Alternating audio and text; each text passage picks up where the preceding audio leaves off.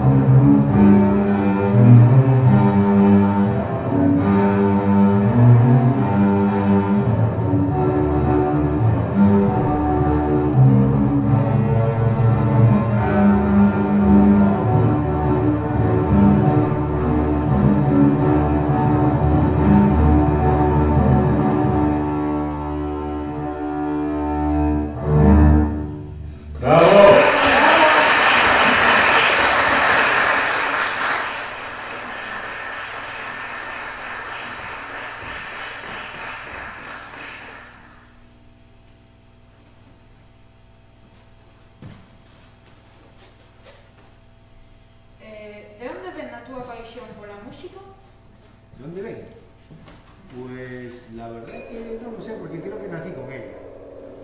Es una cosa de estas cosas que no se sabe de dónde viene. Simplemente la tienes o no la tienes. Cando comenzaches a tocar o teu contrabaixo, foi o teu primeiro instrumento? Pues no, mira, vosotros sois unos afortunados, porque, bueno, Chivo y Tony lo saben bien, que cuando nosotros éramos pequeños, como vosotros, no había instrumentos para tocar, porque todos eran de tamaño grande. Hoy en día ha sido un gran avance el invento, entre comillas, de los mini bass, de los bajos pequeñitos, cuando ahora un niño con 6 años, 8 años puede empezar a tocar el contrabajo como puede ser el violín o cualquier instrumento. Pero cuando nosotros éramos pequeños, porque fuimos pequeños, ¿verdad que fuimos pequeños? no había posibilidad. Entonces la mayoría de los contrabajistas que conocéis, que somos ya un poquito ya mayores, casi todos venimos de otro instrumento. Porque el proceso de estudiar era como eso. Bueno, muchos venimos yo también, del bajo eléctrico. Muchos venimos de la guitarra. Yo estudié guitarra clásica en el Conservatorio de Ferrol cuando estaba en la Plaza de España, ¿no? Estaba. Y bueno, pues eso, pues como yo quería estudiar música, pero me gustaba el contrabajo, pero como tenía que estar en el colegio y no podía irme a una ciudad donde sí hubiera contrabajo, vosotros ahora que ya tenéis contrabajo, pues decidí estudiar guitarra clásica, a la vez que estudiaba bajo eléctrico. Con 14 años empecé a estudiar bajo eléctrico y me di cuenta de que eso era lo que quería. Y después, cuando tuve la oportunidad ya de poder desplazarme para estudiar, pues empezaría con 17, 18 años. O sea, ya muy mayor empecé, ¿eh? Pero bueno, era la manera que teníamos casi todos los que empezamos de pequeñitos con la música y somos contrabajistas, casi todos venimos de otro instrumento y muchos venimos del bajo eléctrico. Hay muchos casos, yo conozco casos de gente que vino del bajo eléctrico, de la guitarra hay muchísimos también. Hay mucha gente que ha llegado al contrabajo desde el violín y, por ejemplo, conozco un caso incluso de la flauta, un flautista que terminó la carrera y dijo, quiero probar algo de cuerda, y se metió en el contrabajo y hoy en día es profesional del contrabajo. ¿Queda respondida tu pregunta?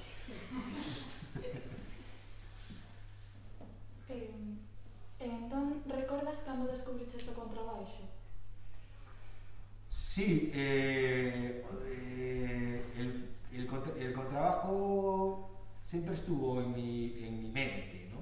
Y me acuerdo que eso, empecé a estudiar, empecé mis estudios musicales. Antes estudiaba 2 años, creo que era solamente solfeo, luego se estudiaba piano normalmente, y yo lo empecé con 5 años, lo cogí, lo dejé, a los 7 volví, no sé qué, y a los 14 me puse en serio con el bajo eléctrico, que era lo que me gustaba. Y siempre con la aspiración de llegar al contrabajo. Y sí, bueno, recuerdo que siempre estuvo eso en mente y recuerdo mi primer contrabajo. Llegué un día a casa por la tarde-noche y había un contrabajo en la habitación. Y me dijeron, mis padres, mira, toma, para ti. Y recuerdo que lo cogí y lo hice sonar ya. Estuve un buen rato jugando con él, sin tener ni idea, ¿eh? Todavía no tengo hoy. E cando empezaches a compoñer? Pues lo de componer también es un poco lo que le decía a Sam. Es una cosa que como muy natural, que en casa pues todos tenemos la capacidad de crear. Lo que pasa que algunos la desarrollamos y otros no. Pero, ¿cómo te diría? Todos cantamos en la ducha, todos nos inventamos cancioncitas, no sé qué, pues eso es componer al final. Yo lo tengo como algo muy natural, ¿sí? Y eso, no sé cuándo empecé a componer. Empecé a escribir cosas pues con 14, 15 años, pero claro, la evolución, no, lo que escribo ahora no tiene nada que ver con lo que se escribía cuando tenía 15 años, ¿no? Pero sí, es una cosa como muy natural del día a día, ¿no? Que lo podemos potenciar.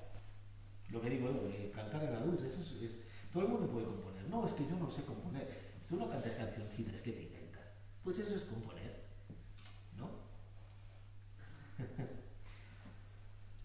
¿A ti qué te gusta más? ¿Componer o tocar? Uy, eso es muy complejo. Eso es muy complejo. En las épocas que tengo que tocar, echo de menos componer. Y en las épocas que tengo que componer, echo de menos tocar. A veces las temporadas que estoy tocando clásico, echo de menos el club. Y cuando estoy en club, echo de menos el clásico. Echo de menos a Schubert. Entonces, bueno, es un equilibrio. Es un equilibrio de gustar más. Son dos cosas completamente diferentes. Necesitas, digamos que diferentes planos de concentración. Tocar sí necesita una concentración muy específica para ese momento, pero ese momento es corto.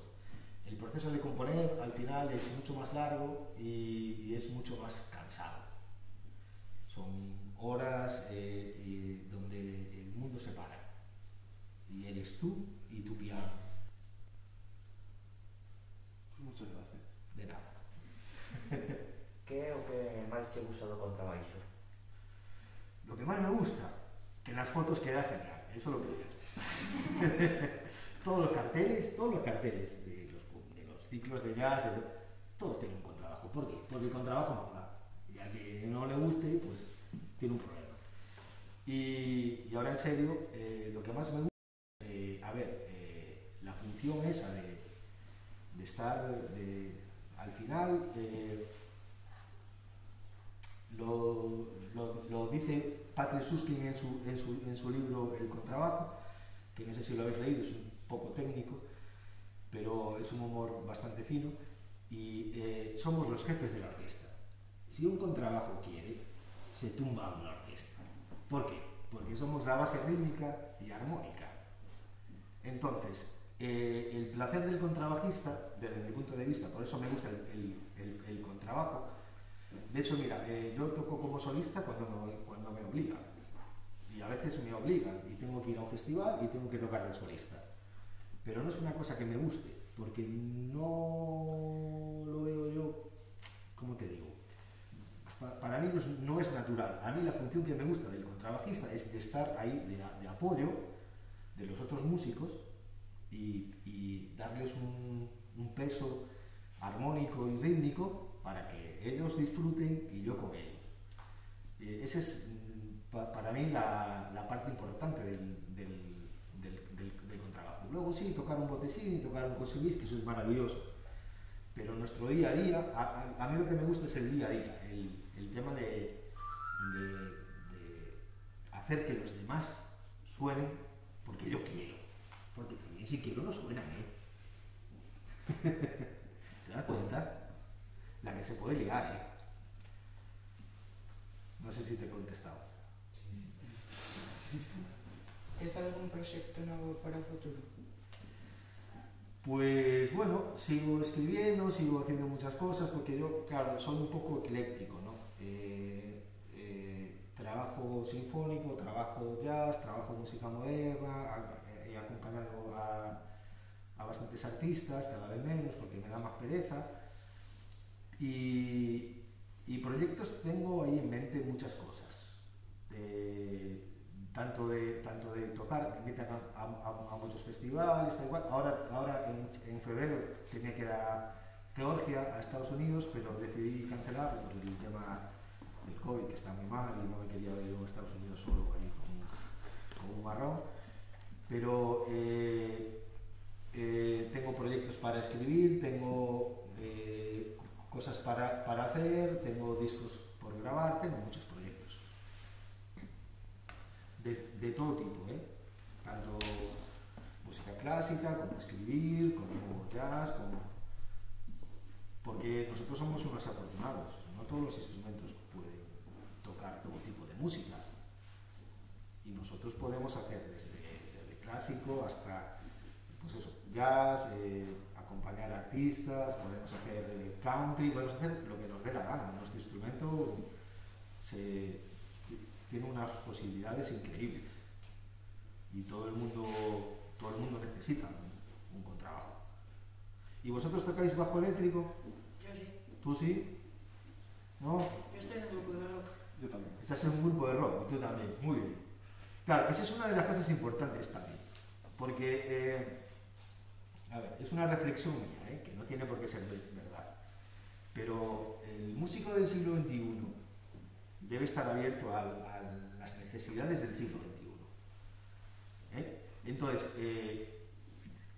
está muy bien tocar Tchaikovsky y está muy bien tocar Iron Maiden. Entonces, cuantas más posibilidades os abráis, más trabajo vais a tener.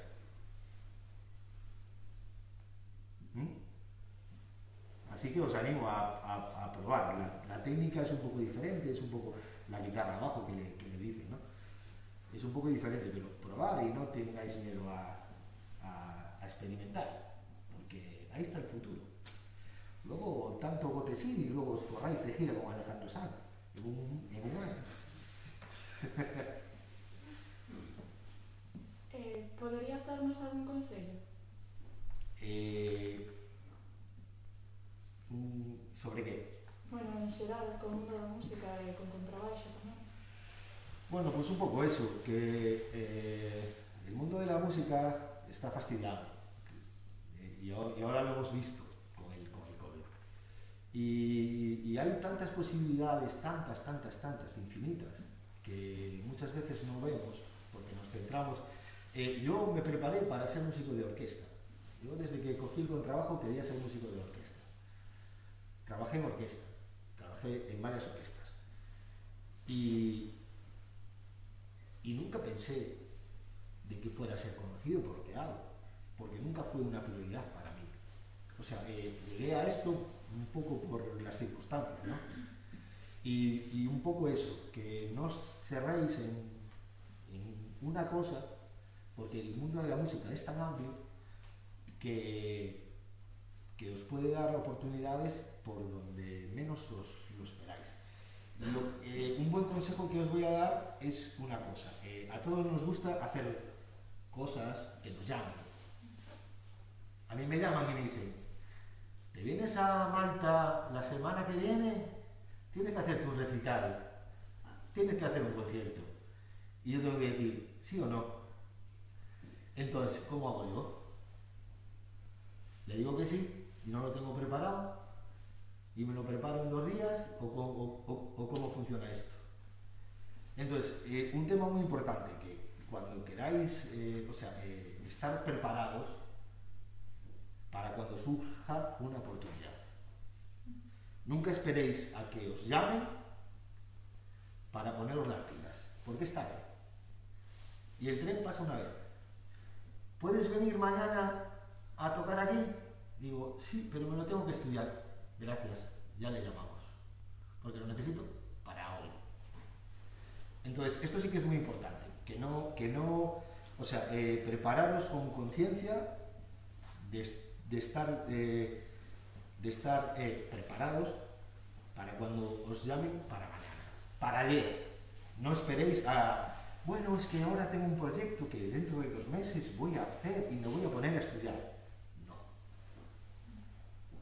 Eso sí que creo que es un buen consejo. Gracias. De nada. ¿Alguna cosa más? Sí.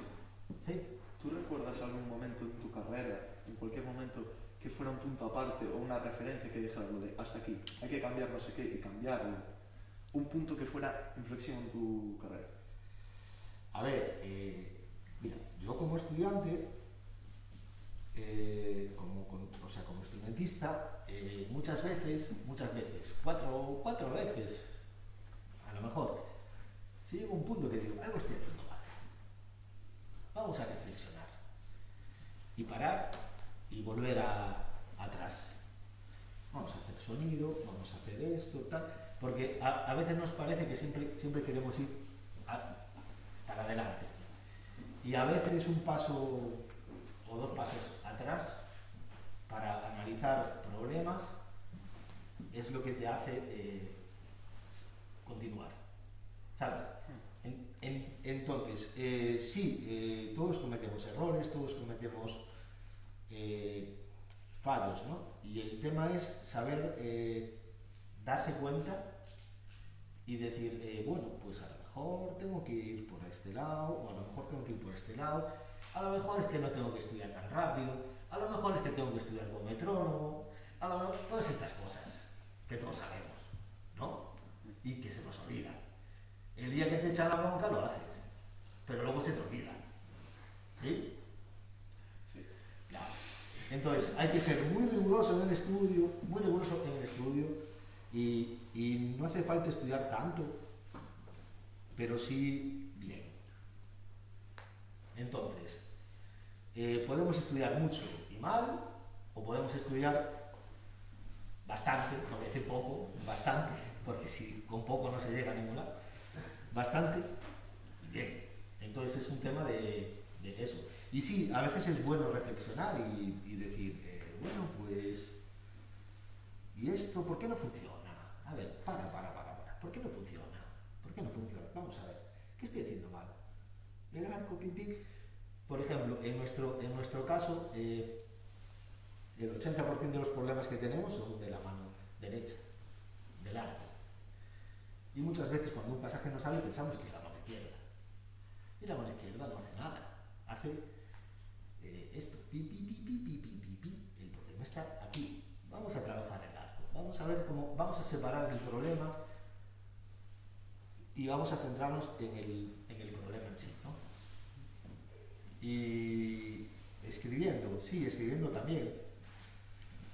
A veces, mira, os voy a contar una anécdota que un amigo mío, que es un conocido compositor, seguro que os suena el nombre, Nami García, es muy conocido por el tema del cine. Así hablando me dice, estás loco. Porque le digo, yo nunca escribo ideas, nunca tomo bocetos a la hora de componer. ¿Por qué? Pues porque no me hace falta. Porque si tengo que escribir algo, tengo una idea. Y si no me viene esta, me viene otra. Y entonces no tengo nada. Dice, estás perdiendo un montón de ideas. Digo, ¿y qué más me da? Si tengo más. ¿No? Y a la hora de trabajar, a veces nos equivocamos también. Y dices, y a veces te atascas. Decía, bueno, fallecido recientemente, mi buen amigo Tepo Tajo, seguro que suena el nombre, me decía Fibo, que él me llamaba Fibo, el mejor amigo del compositor en la goma de borrar. Y tenía razón, porque muchas veces, y luego hay otra cosa que tenemos los compositores, se hablaba de Beethoven también, ¿no? Que revisaba y buscaba siempre encima, y al final tienes una idea que funciona y la quieres mejorar y le das 80.000 vueltas, pero la que mejor funciona siempre es la primera, porque es la natural. Bueno, siempre no, pero casi siempre. No sé si te... Sí, la verdad que sí. Muy bien. Muchas gracias. Nada. O teu compositor favorito, cal é? Uy, eso es muy complicado. No sé. Como decía Piazzolla, ¿sabéis quién es? Astor Piazzolla. Bueno, era un bandoneonista muy bueno. Tiene unos temas para contrabajo. Tenía un contrabajista exquisito en su banda y ha hecho unas piezas para contrabajo. El Quicho mismo ha hecho unos solos, ha escrito unos solos de tango que son impresionantes. Y le preguntaron una vez en la televisión cubana, ¿cuál es el compositor, tu compositor favorito? Y dijo, Bach en el cielo y yo en la tierra. Yo no voy a decir eso, por supuesto, pero Bach en el cielo seguro. Y en la tierra no lo sé. ¿Sabes qué pasa? Que me gusta todo tipo de música. Bueno, todo tipo de música con cierta calidad. Incluso músicas que no son de calidad también me gustan a veces. Pero no sabría decirte un compositor favorito. Bach es una referencia, por supuesto. Mozart es una referencia, por supuesto. Pero también lo es, por ejemplo, John Adams, que hace minimalismo muy bien. O sea, yo en cuestión de gustos no sabría decirte, porque tengo la paleta muy, muy grande. Un día me levanto y escucho Petama, y otro día me levanto y escucho a Schubert, y, ¿sabes? No sabría decirte, o sea, la verdad que no. Pero bueno, eso, los referentes, me gusta mucho Bach, me gusta John Adams, me gusta, qué sé yo, es que son tantos y tan buenos que no sé decirte. El tema es escuchar, creo, el tema es escuchar mucha música, mucha. Y un poco, pues, eso, saber sacar de cada periodo o de cada compositor sus características y lo que te gusta y lo que no te gusta, creo que es muy interesante. Escuchar música es un ejercicio muy bueno. Yo recuerdo, mira, te voy a contar una anécdota. Recuerdo un año que empezaba a estudiar contrabajo y iba en el coche a clases con mi madre y tenía 2 cintas, cuando había cintas.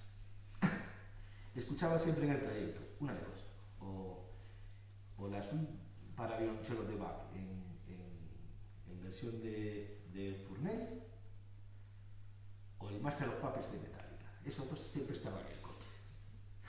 Y dirás, ¿qué contraste? Pues sí, pues un día me apetecía una cosa, otro día me apetecía otra, y todo. O sea, quiero decir que tenemos que abrirnos a lo que está por ahí sonando. ¿Sí? O teu contrabaixista favorito? Uy, hay muchísimos. Y aparte conozco a muchísimos. Según por ejemplo, me gusta mucho Thierry Barbet, por ejemplo. Canta como nadie. ¿Tú lo conoces? Canta como nadie. Instrumentista francés que el contrabajo es impresionante.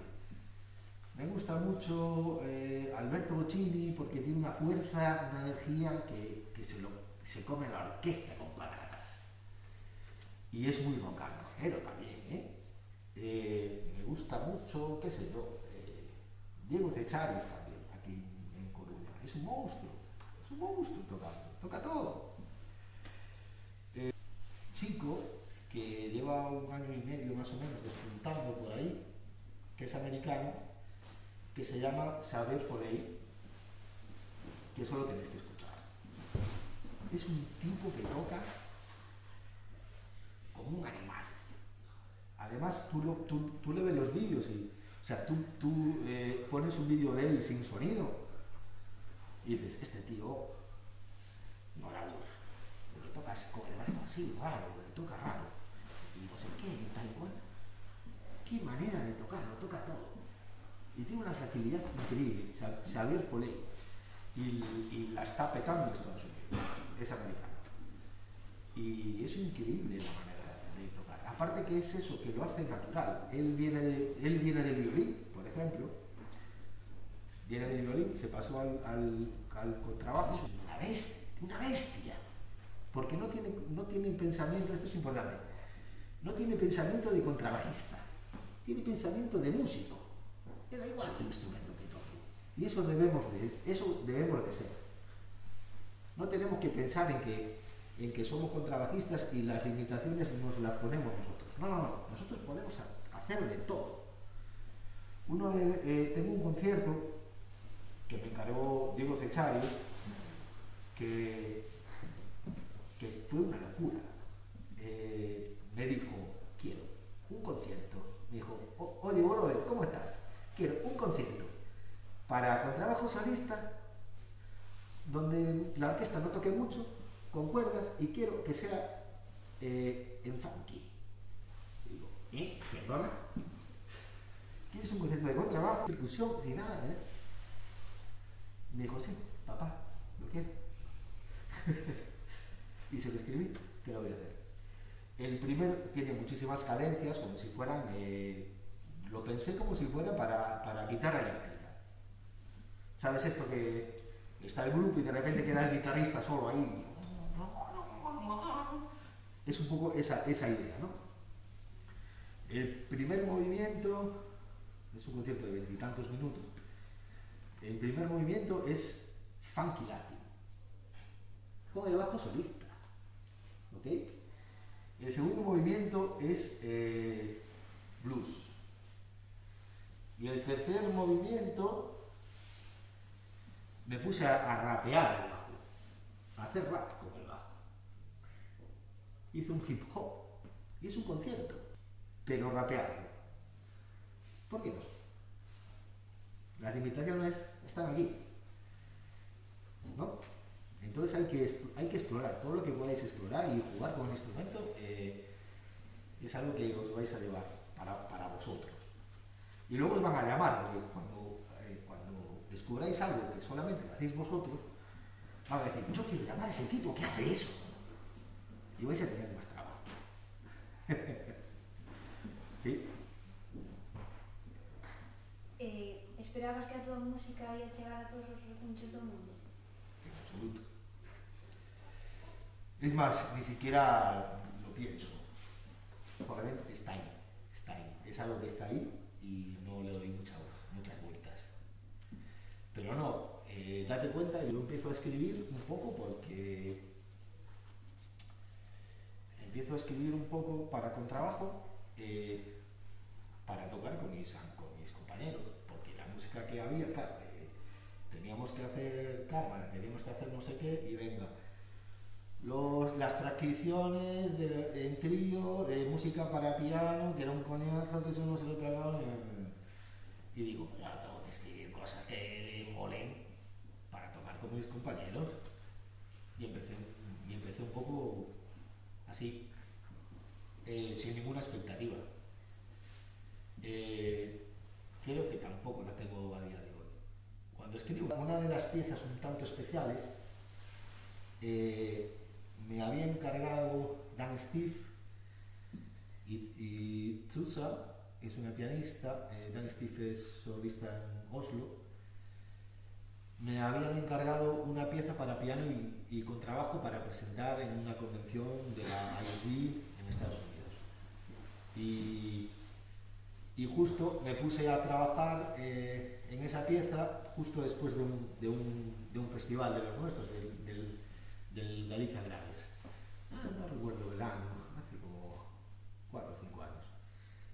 Y justo el día que terminábamos el festival, el domingo, me vino un alumno de inglés y me dijo, me acabo de enterar que se ha muerto Tony Osborne, un referente para mí, un buen amigo. Y yo no sabía ni que estaba enfermo. Llevaba enfermo cosa de mes y medio, fue una enfermedad así de estas que lo cogió tarde y fue una cosa fulminante. Entonces yo tenía que escribir algo para dar, ¿no? Y cada vez que me sentaba al piano, nada más que me venía a la cabeza el recuerdo de Tony. Entonces me salía todo, cosas tristes, cosas... Digo, madre mía, pero ¿qué le voy a escribir yo a este hombre? y entonces hablé con él y le dije, Dan, tengo un problema. Llevo 4 días intentando escribir una pieza para ti, pero todo lo que me sale me recuerda a Tony y me sale así. ¿Te parece si escribo una pieza dedicada a ti, pero memoria de Tony? Me dijo, perfecto. Y escribí una pieza que se llama A Broken Heart, el corazón roto, y es una pieza muy especial para mí, porque está cargada de muchas emociones. Por eso digo, no tanto es la música, como las cosas que rodean a la música, ¿no? A la hora de escribir. Entonces, una pieza especial, pues puede ser esta. Una pieza especial puede ser Al-Ándalus, que fue un reto importante. No lo sé. Con el concertino, escribí un concertino, bueno, no sé si lo conocéis. Mi concertino número 1 es un concertino que está escrito para contrabajo solista y cuarteto de contrabajos que hace como orquesta. Esto fue una cosa que escribí para un concierto de Radio y Televisión Española, de la Orquesta de Radio y Televisión Española, que al final no salió. Y dije, tengo que hacer algo especial. Pues me hice eso. No sé si hay más. No estoy seguro. O sea, más piezas con esa formación. No estoy seguro. Yo no encontré ninguna. Contrabajo solista y cuarteto de contrabajos. La grabó Diego Fechares en un CD. Y claro, es una pieza tan especial, la estrenó en versión con piano, la estrenó Thomas Martin. ¿Conocéis a Thomas Martin? ¿Sí? La estrenó en Copenhague en el 2012, creo. Y nada, y yo dije, oh, esto es un obrón, y aparte con esta instrumentación, esto me va a jubilar, se lo dije a la familia, esto me va a hacer de oro. Y no, me han dado una mención de honor en un concurso por ella y ya está. O sea que, y a lo mejor lo que comentaba antes, la pieza más pequeña, por ejemplo, el AC-133, se toca muchísimo en todo el mundo, y es una pieza que escribí en 2 minutos. Entonces, eso yo no lo puedo controlar. ¿Sí? Tengo yo una pregunta, que dentro que cabe son 3, pero bueno. Dentro de esa pregunta es, ¿cuál es tu género favorito? ¿Cuál es el género que para ti es más difícil de componer? Porque imagino que habrás compuesto de todo. ¿Cuál es para ti el género que es más difícil de interpretar? Porque imagino que habrás interpretado rock, que dices que es bajista. Has interpretado otras clásicas, barrocas, entonces... Este trío de preguntas es complicadísimo. No sé si voy a poder contestarte. A ver, el género que más me gusta, pues no sé decirte, porque como te digo, disfruto tanto con una tortilla como con un bogavante. Me da lo mismo. El rock más duro que el... Sí, bueno, entonces no lo sé. No sé decirte. Después, ¿cómo era el tema? Para componer. Para componer, lo que más me ha costado, pues fíjate, realmente lo que más me ha costado fueron géneros que me han pedido que yo no conocía y me he tenido que documentar. He tenido que estudiar, te pongo un ejemplo para que lo entiendas. Me llaman de la Universidad de Guanajuato para un disco de 8 contrabajos, octeto, y me dice, estamos haciendo un proyecto de México con compositores mexicanos, tú eres el único que no eres mexicano, pero te queremos en este disco. Entonces, tú como español me vas a escribir una pieza para 8 contrabajos sobre la llegada, nosotros decimos el descubrimiento, ellos dicen la invasión, sobre la llegada de los españoles a México. Y digo, ¿perdona? Entonces, ¿qué pasa? Yo no sabía nada de la música mexicana, o sea, de la música prehispánica. Entonces me tuve que documentar un montón sobre los instrumentos que se utilizaban, cómo sonaban, qué tipo de música, bueno, que todo es, no hay partituras, todo es una hipótesis, ¿no? Entonces, a raíz de aprender, pude hacer una pieza, ¿no? Pero eso, y también recuerdo con el Al-Ándalus también, fue un encargo así que me dijeron: hola, buenos días, quiero una pieza para 3 contrabajos en estilo árabe. Chao. Y digo, ¿cómo? En estilo árabe. ¿Qué hago? Entonces me tuve que documentar. Me tuve que documentar para poder hacer las cosas. O sea, a mí me gusta trabajar.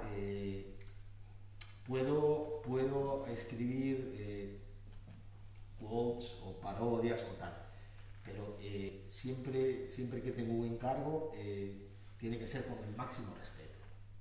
Entonces yo no sabía prácticamente nada de la música árabe, me tuve que documentar.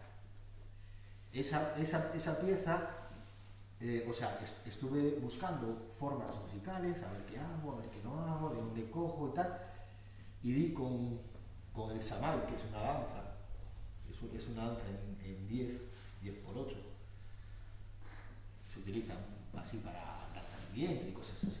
Y me gustó, pero claro, el samay en sí es una danza que tiene una forma. Es casi una forma rondó, que tiene unas partes especiales. Eso hay que hacer. ¿Me explico? Porque yo no hago parodias, lo hago música. Entonces, si tengo que hacer un samay, voy a escribir un samay, no algo parecido a un samay.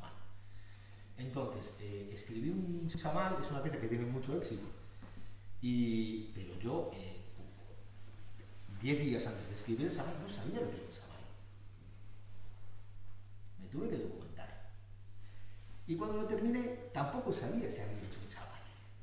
Digo, bueno, esto yo creo que es un samay, pero vamos a ver si es un samay o no. Y me di cuenta de que lo había hecho bien. Cuando lo estrenamos. Lo estrené en Holanda, en Ámsterdam, con Danstliff y con Javai Billit. Javai es un contrabajista excelente de Israel, que es especialista en música folclórica, ¿no? Y hicimos 2 ensayos. Llegamos al primer ensayo y me dijo: ¡qué bonito samay escribiste! Y dije: gracias. Y ahí supe que había escrito un samay. No antes. No sé si te he respondido. Sí. ¿Sí? Sí.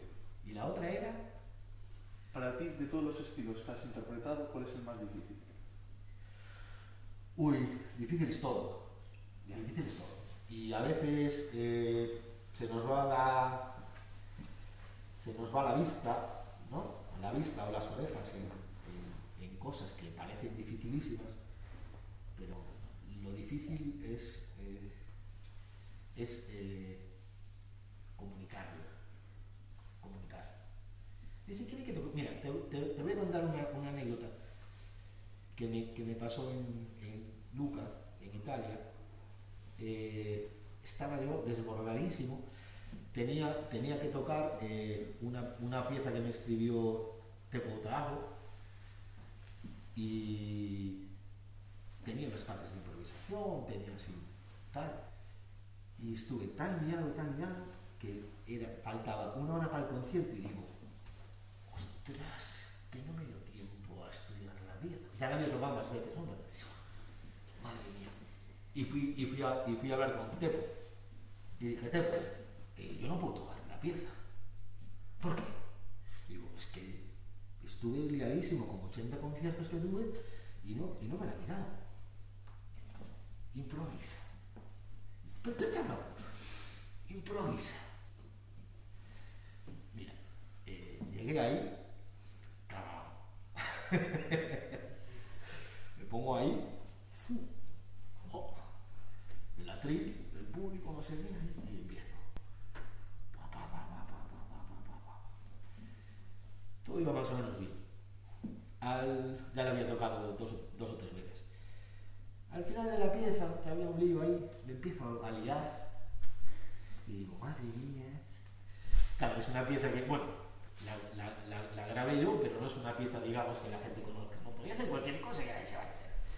Entonces veo ahí y digo: madre mía, que la voy a liar, ¿qué hago? Y de repente escucho las palabras de Teppo: improvisa. cerré los ojos y empecé.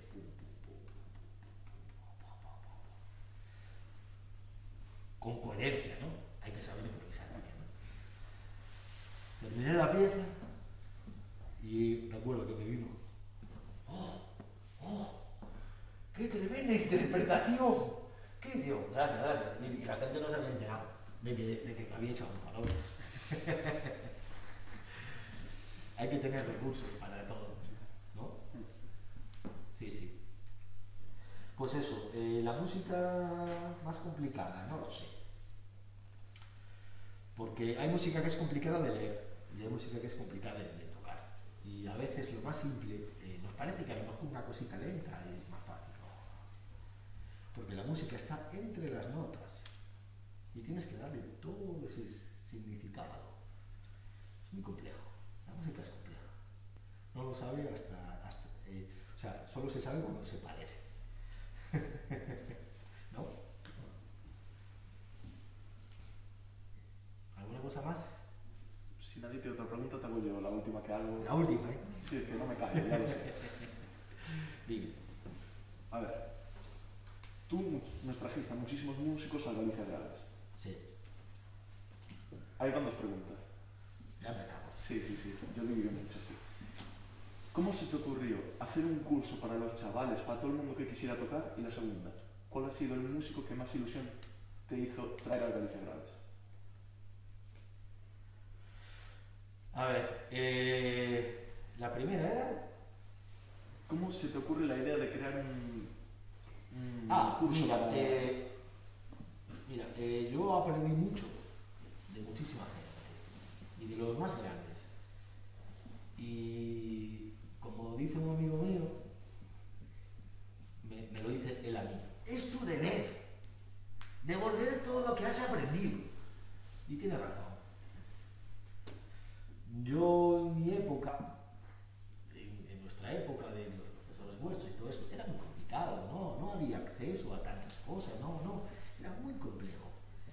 Entonces, ¿por qué no voy a traer a mis amigos, que son los mejores del mundo, que da la casualidad que son los mejores del mundo, y vienen aquí a pasar un buen rato, a trabajar como esclavos y a tener las gracias? ¿Cómo no lo voy a compartir con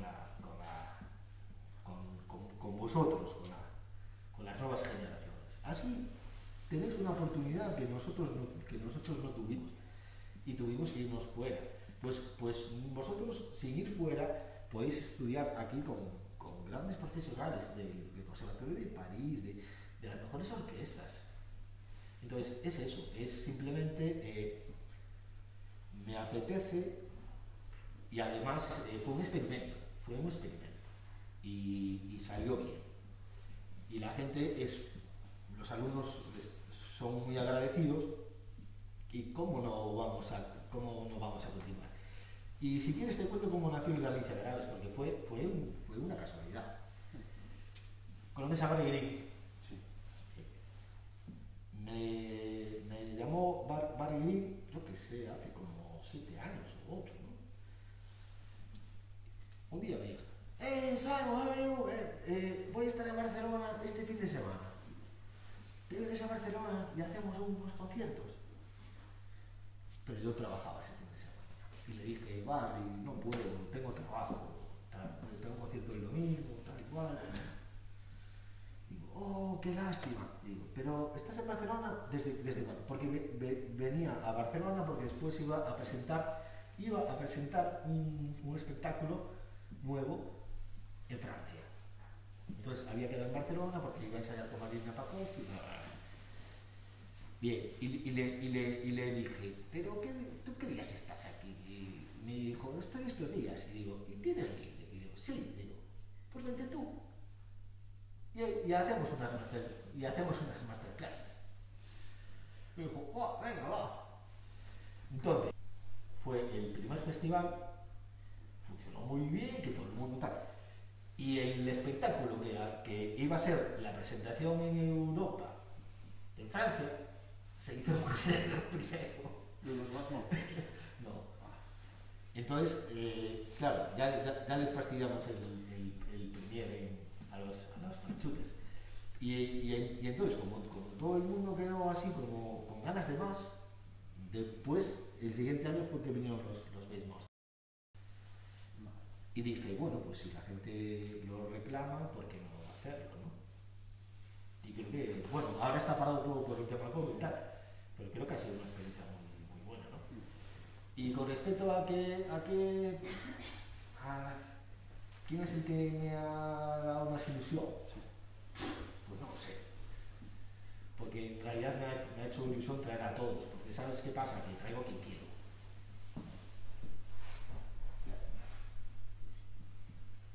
Sí. Y eso, vienen a trabajar como burros y dan las gracias. Y salen con muy buena energía, ¿eh? Que sepáis que todos los profesores que han pasado por aquí, por ahí, que no son pocos, y todos se han ido encantados. ¿Alguna cosa más? ¿No? Nada. No se te ocurre nada. Pues ahora mismo no. Bueno, no sé si hay alguna duda por ahí, alguna pregunta o... No sé, yo que me pongo a hablar y me enrollo como una persiana, perdona. ¿Alguna cosa por ahí? Una pregunta. Siempre que hablas de componer, dices, me siento delante del piano y toco. ¿Asocias componer al piano? Pues mira, independientemente que escriba música para contrabajo o para lo que sea, orquesta, lo que sea, incluso para cuando compongo para contrabajo solo, utilizo el piano. ¿Por qué? Me da otra visión. A ver cómo te explico. Puede parecer un poco tontería, pero siempre lo digo de broma, pero es verdad, ¿no? Yo digo que no escribo música para contrabajo, sino que trato de escribir música en el contrabajo. Entonces, muchas de mis piezas, bueno, de hecho está, que tengo muchas transcripciones. No es que escriba, o sea, lo que trato de escribir, es de hacer música con un instrumento concreto. No, lógicamente, tengo que conocerlo bien, lógicamente tengo que pensar en la distribución de las sonoridades, pero mi música se puede transcribir a cualquier instrumento que funcione. ¿Por qué? Porque no es algo es música. O sea, yo pienso en música, no pienso en un contrabajo, ¿no? Después lo traslado, lo adapto y tal, y trato que sea lo más cómodo posible, pero no pienso en música. Entonces, desde el punto de vista de escribir, en el piano me siento como más libre, y me salen ideas que seguramente en el trabajo no me hubieran salido. ¿Sí? ¿Alguna cosa más? Yo tengo otra, si puedo. Dale. Estoy aquí te va a ser al mismo precio, no hay problema. Vale. Yo entiendo por lo que ha comentado que hay veces que tiene que decir que no a los trabajos. Sí. No coges todo lo que viene. Sí. Entonces yo, una idea que me gustaría trasladar, o todo comentar, que parte del éxito es también saber decirle a la gente que no, y no coger todo por coger, por así decirlo, ¿no? Que yo creo que es interesante Sí. ¿A qué le dice que no? Pues mira, básicamente es una cuestión de tiempo. Digamos, cuando tienes un encargo hay un plazo que tienes que cumplir. Y muchas veces eso que, oye, me escribe, mira, que quiero que me escriban, y dices, sí, porque faltan 3 meses. Pero después hay que darse cuenta que en esos 3 meses tienes que ir a la compra, tienes que ir a trabajar, tienes que dormir y tienes 80.000 cosas que hacer, porque yo no solo escribo, sino que también trabajo con mucha gente, ¿no? Tocando. Entonces tienes que organizarte un poco. Entonces es el tema de lo primero, si tengo tiempo, si es factible, real o no. Después hay cosas que a lo mejor estás un poco más apurado, pero la cosa es interesante y aprietas un poquito. Y luego hay cosas que no interesan, pues porque, a ver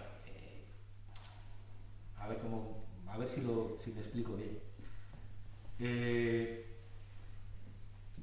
Yo no soy para nada, ¿cómo se dice?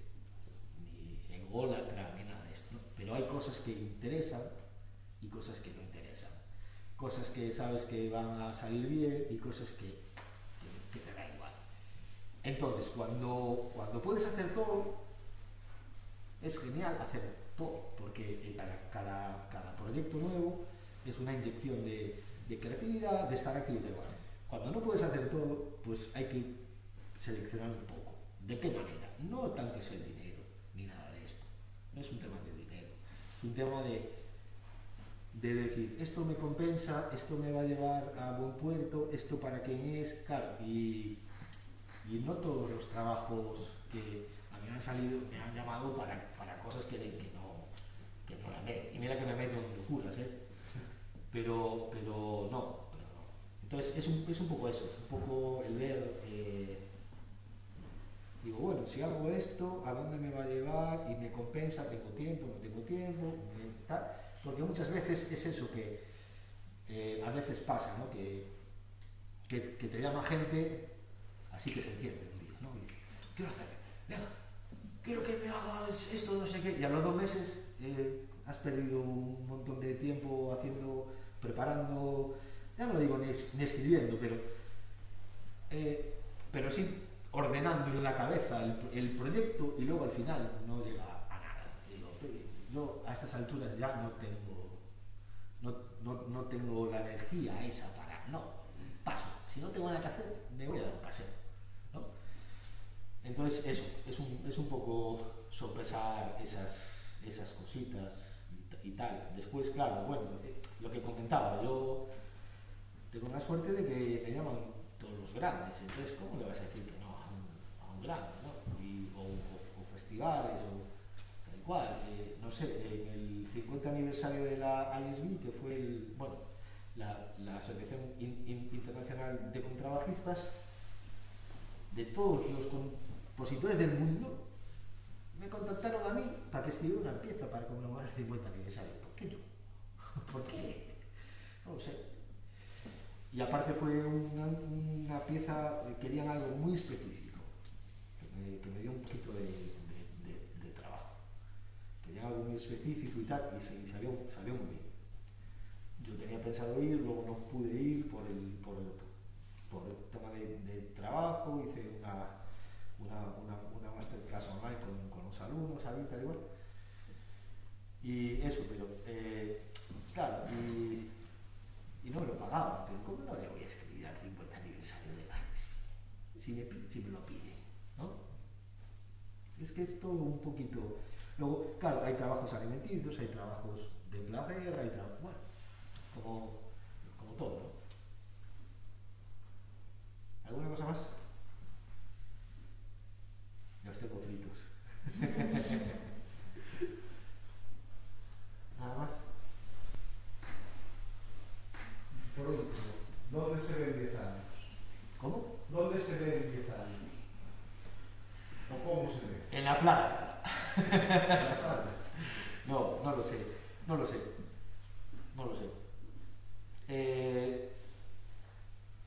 Si algo tengo es que nunca hago planes. O sea, simplemente vivo el momento y quién sabe dentro de 10 años, quién sabe. No hago planes. No. Las cosas vienen y cambian, a veces para bien, a veces para mal. No soy de hacer planes. Ahora, me veo escribiendo y me veo, si puedo, sí. Sí puedo, sí. Sí, porque también es una cosa un poco egoísta, ¿no? Pero también escribo para mí, O sea, me refiero, también hago terapia cuando escribo. Y más al escribir de forma emocional, hago mucha terapia cuando escribo. Y eso es importante. Sí.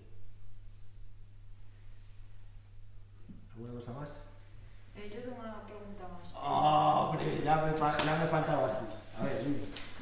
Con el tema del transporte de los instrumentos, de cuando tienes que irte a yo que sé, a un sitio que está lejísimos, nunca te dio la pereza de en plan, "Buah, es que tengo que ir hasta allí, a lo mejor". Hombre, claro, siempre. Entonces, ¿te vienes a Japón? Y digo, sí, y luego cuando llega el día digo, oh. No, pero ¿qué lo dices? ¿Por el instrumento? También. Pero... A ver, viajar con el instrumento, vosotros sois jóvenes y todavía tenéis espalda. Y yo he cargado mucho con el instrumento. He viajado muchísimo en tren, sobre todo. Pero la verdad que es un problema viajar con el contrabajo. Pero os acabaréis haciendo amigos de todos los buseros, de todos los de la estación de tren, de todo. Yo ahora tengo dos bajos que son de viaje, que los desmonto para el avión. Se le saca el cuello, el mango, y queda en una caja más o menos así, y lo facturo como el peso son 27, 28 kilos, y lo facturo como una maleta, y ya no pago por él. Porque sí que he tenido algún problema. Todos creo que hemos tenido algún problema viajando en los aviones, porque claro, si le pagas asiento, en un asiento no te cabe. Entonces igual, a mí me pasó una vez pagando asiento, estaba en Alemania, en Stuttgart, creo. Entonces tenía pagado un asiento, pero el avión estaba lleno. Entonces yo con el bajo, el avionero, y lo meto así, ¿no? Con la voluta para abajo, pum, y ya va el comandante. Así no se puede volar, oiga usted que no sé qué. Le digo yo, hey amigo, yo pagué un billete. Me dice, ya, pero es que el avión va lleno. Cuando no va lleno, sí que te entra en dos asientos, entra. Pero esa vez estaba lleno. Y entonces iba con la funda, sin flat case. Y me dice, no, casi no se puede, no sé qué. Yo, no, lo tiene que meter en bodega. Y yo, no, bodega ni de coña. Casi que no. Bueno, estuvimos discutiendo ahí, como me lo mandó sacar, bajo del pasillo. 20 minutos que tenía que haber salido el avión, yo discutiendo con las azafatas, no sé qué, y llegó un momento que me dijo, o te subes o te bajas, pero el avión tiene que salir. Y al final vino un mecánico, me dijo, venga, ven conmigo que yo te lo pongo en la bodega, no sé qué, tal y cual, y no me quedó otra, y lo metí en la bodega, lo pasé fatal. Y afortunadamente el bajo llegó bien, pero luego lo pasé fatal. Y entonces ahí fue que dije, se acabó comprar asiento porque no funciona. Si el avión está lleno, no subes. Entonces luego tienes el tema del flat case, y ahora con los bajos desmontables, yo ahora tengo dos desmontables, que ya lo facturo como una maleta, ha sido una cosa grande y hay menos riesgo, pero os vais a cansar, os vais a cansar de pelearos. Mira, lo mejor es hacerse tonto. Cuando tú llegas al tren y te dices, usted no puede viajar con eso. Ay, perdón, señor, que yo no sabía. Lo mejor es hacerse tonto. Así vas trampeando. ¿Sabes? Porque como vayas de listo, ya te aplican la ley. Entonces, es que es la primera vez que viajo, ¿sabes? No lo sé. Un poco por ahí va la cosa. ¿Ves? Sí. ¿Alguna cosa más? Bueno, Simón. Muy buenas. ¿Qué tal? Perdona mi desconocimiento, yo soy clarinetista, pero ¿alguna vez te planteaste la idea o la opción de componer un método para tu trabajo? Pues no, porque los hay muchos y muy buenos. ¿Para qué? No, la verdad que no. Fíjate, te voy a contar una cosa que no escribo demasiada música para para principiantes. Y es una cosa que me pide. Y últimamente estoy escribiendo más, porque me encargan cosas, ¿no? ¿Y sabes por qué no escribo para principiantes? Porque me parece una responsabilidad de la leche. O sea, no es cualquier cosa. Tiene que tener un montón de cualidades y ser fácil a la vez que interesante, que musical y no sé qué. Me parece dificilísimo. Por eso quizás no me he planteado nunca un método. No. De hecho, bueno, casi todos los profesores tienen su propio sistema, ¿no? Pero no hay el método perfecto. Los profesores que hay dentro lo saben bien. Siempre hay que coger de aquí esto, de ahí lo otro, nunca hay nada perfecto, ¿no? Y cada alumno también necesita, dentro de una base sólida, ¿no?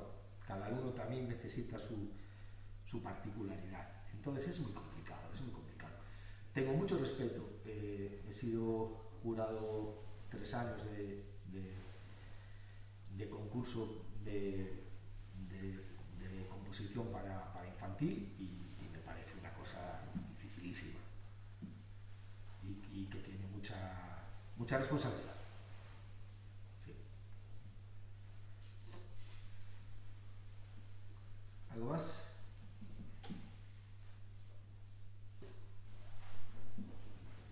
Nada.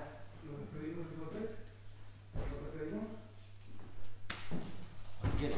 Bueno, pues ha sido un placer, ¿no? El tener a Simón tan cercano y El placer es mío.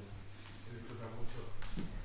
Yo creo que si nadie más tiene consulta, pues podemos dar esto por terminado y aquí eres bienvenido siempre. Ahora ya tienes hasta... Gracias. Yo tengo mi parcelita. Luego, claro, es un poco surrealista, ¿no? Digo, me han hecho algún homenaje, ahora digo, estaré acabado.